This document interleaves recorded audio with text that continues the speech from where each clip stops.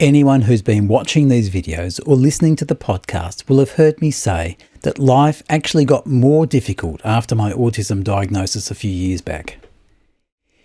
In this podcast, I want to dive into that a bit deeper and explore a few concepts that might help us understand why this might be the case for many autistic adults, but also more specifically why this might actually be a good thing and not something to fear when thinking about seeking an autism diagnosis. Hi, I'm Phil, a late diagnosed autistic older adult, and it's my goal to advocate for autistic people by spreading positive information about autism and by sharing a few of my own stories along the way. So just the other day, I was chatting to a new friend who, as it turns out, is a regular viewer of these YouTube videos, and we were discussing whether it's worth getting an autism diagnosis as an older adult. Basically, whether the positives of receiving a diagnosis is worth the effort, the cost, and even the possible rejection that may result. As part of this chat, I was reminded of one statement in particular that I've made several times on this podcast, and that is, for me, life got harder after my diagnosis. And yes, this aspect for me is quite true, and I think many autistic people who have been through the diagnostic process as an adult would identify with this outcome. So this begs the obvious question, why seek a diagnosis if it just makes life harder? Fair question indeed. So this got me thinking, as I know without a shadow of a doubt that despite my diagnosis seeming to make life more difficult, I would go through that again in a heartbeat to achieve that understanding of my inner self. To reconcile these two opposites, I want to present a framework of thinking that may help explain this better than I could hope to on my own. And this is through the lens of what is called positive disintegration. In the 1960s, Polish psychologist Kazimierz Dąbrowski wrote about the theory of positive disintegration, which has since been used to describe the experience of giftedness, but can also be applied to other forms of neurodivergence such as autism and ADHD, as well as many other life experiences in general. Now, before I go on here, I just want to diverge for a minute and talk about pronunciation. One of my autistic rigid thinking responses is that I try where possible to pronounce names or places as close as possible to how they are said in their native language. I really don't like how our Anglo-Western culture bastardizes names to fit our lazy approach to language. It always feels disrespectful to me. So in this case, Dąbrowski, which is my best attempt at the Polish pronunciation, is often anglicised to Dabrowski, or more phonetically, Dabrowski. For clarity, I'm going to use Dabrowski as a middle ground to hopefully save confusion, but I apologise to my Polish listeners for this misuse of your language. Okay, where were we? Positive disintegration is described as using a personal crisis, stress, or anxiety as a catalyst for growth and self-improvement. This growth encourages people to move from instinctive reactions based on socialisation to conscious, values-driven responses. Disintegration involves the breakdown of one's personality, guided by emotional reactions, leading to the creation of a more authentic personality. And while this process can be deeply uncomfortable, it can lead to positive growth in moving towards a more authentic self. The idea is that this form of disintegration, while on the surface seemingly a negative, then leads to the need to reconstruct ourselves.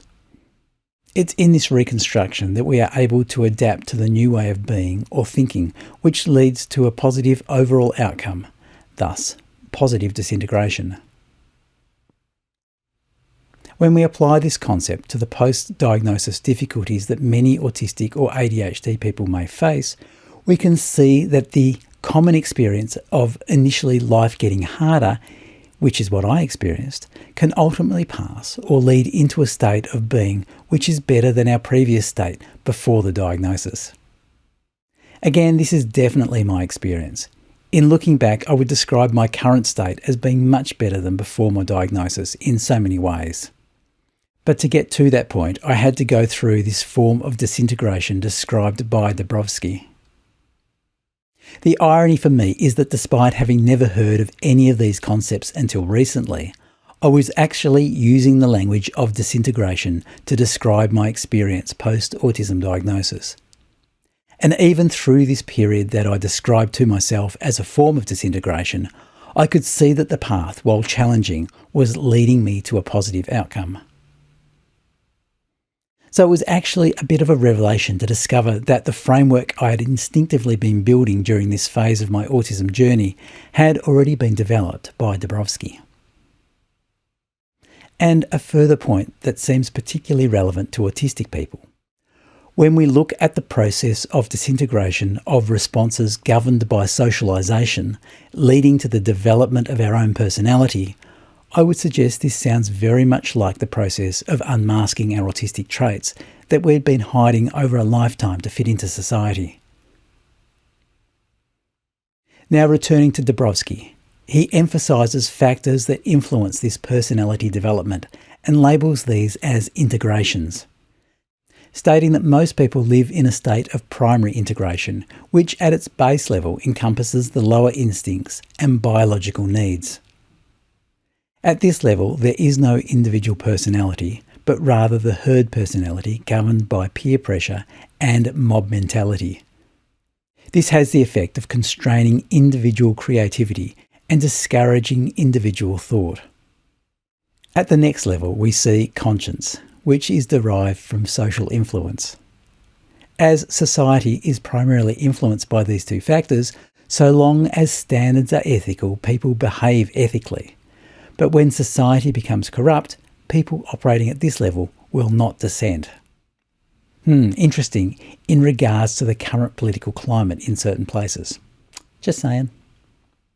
Moving on, Dabrowski describes people who break away from these societal views, moving through personal disintegrations, as described earlier, to develop the unique self through ideas, values, thoughts, and ideals. Through this phase, a person develops their own vision and true self, and autonomous personality distinct from the herd. In other words, moments of crisis can challenge the status quo. This advancing of personality is described by Dabrowski as an individual achieving their development potential. This potential may be strong or weak. If strong, then input from the environment is minimal. If weak, the environment plays a critical role. There are three main factors that are incorporated into this development potential, which are overexcitabilities, abilities or talents, and a strong drive towards autonomous growth. Dabrowski also stated that a person whose development potential is high enough will undergo a disintegration or positive growth despite external social or family efforts to prevent it. The concept of overexcitabilities is where the intersection with neurodivergence becomes particularly relevant, as neurodivergence is where the concept of different brains can lead to a divergence of thinking from the herd and a potential to break away from the mob. Dabrowski describes these overexcitabilities as a higher than average response resulting from increased neuronal stimuli. With the greater the overall excitability, the more intense the experience of day-to-day life. Now, while this concept has long been attributed solely to his concept on the gifted experience, recent translations and understandings of his work appear to make it clear that he was actually referring to neurodivergence more generally. So what are these overexcitabilities? Well, there are 5 that he identified, and they are as follows. 1. Psychomotor, which may include excess physical energy, talking more frequently or rapidly than others, impulsivity, restlessness, competitiveness, or overworking to deal with stress, and sleep issues. 2. Sensual or sensory, which may look like heightened responses to the senses, heightened awareness of aesthetics, or possibly seeking a wide range of experiences. 3. Imaginational, including a tendency towards visualization, being inventive, imaginative or intuitive, and may frequently use metaphors or imagery. 4. Intellectual. May be keen learners, have a strong capacity for theoretical thinking or concentration, have a tendency to ask probing questions, or think logically, and have a tendency towards deep thinking. And 5. Emotional. Have intense emotions of all types, develop strong attachments to people, places and things, be concerned about others, have a strong sense of social justice or sense of responsibility, and the ability to internalise the emotions of others, and may also have difficulty adjusting to new environments. Now, we need to also be clear at this point that these overexcitabilities are not some prerequisite for a particular diagnosis. So you do not need to have all of those to be diagnosed as autistic or ADHD, for example. They are more an observation of some commonalities that neurodivergent people may experience. So if you are neurodivergent, you may relate to some of these overexcitabilities. And at this point, we would also include the experience of gifted people in being likely to also experience one or more of these overexcitabilities. According to Dabrowski, individuals with overexcitabilities will have a greater potential for personal development through a different interpretation of the world. They basically describe a supercharged nervous system. Now, I'm guessing at this point that any autistic person looking at this list is going to feel right at home in identifying with these nervous system sensitivities. And I'm also imagining that people with ADHD might also feel at home with these concepts. It's also worth noting at this point that people with overexcitabilities may need the help of mental health professionals to cope in dealing with this supercharged nervous system. Dabrowski called these overexcitabilities a tragic gift, as the journey of someone with strong overexcitabilities is neither smooth nor easy. The potential for this creativity comes with both great highs and equally great lows, driving both personal and societal stress and even conflict. And this may, in times of heightened stress, even lead to self-harm or even self-ending. So at this point, I could go on and talk about the benefits of getting an autism diagnosis, but I've talked about that at length in other podcasts, so I won't go through that detail again here. And going back to the conversation I had with my friend last week and whether he should get an autism diagnosis in the light of this concept of positive disintegration, well, to be honest, none of this actually implies whether anyone should or shouldn't seek a diagnosis personally. That remains a very personal decision. I guess the point of talking about this framework of thinking is not to influence that decision, but more to give a basis for why life might get a bit harder after the diagnosis. And moving beyond that, to also point out that life may then get better as a result of this period of intense growth. As I mentioned, for me at least, this really captured the way my mind moved through the processing of my diagnosis and how that subtly changed and reformed my personality and indeed my whole self. And this process was not instant, but progressed over a period of about 12 months initially for the bulk of that transformation, but in reality did not stop there. I find that this reforming is an ongoing path of my journey, albeit now at a slower rate than initially.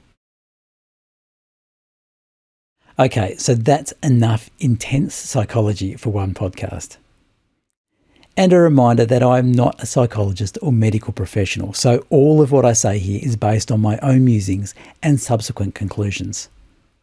But I hope I've been able to capture the essence of what Dabrowski intended as it may relate to autism in particular. As always, please jump into the comments section and let me know if any of this resonates with your personal journey. And please like, subscribe and share for more stories, musings and general waffle from an older autistic bloke. Thanks for watching. See you next time. Bye for now.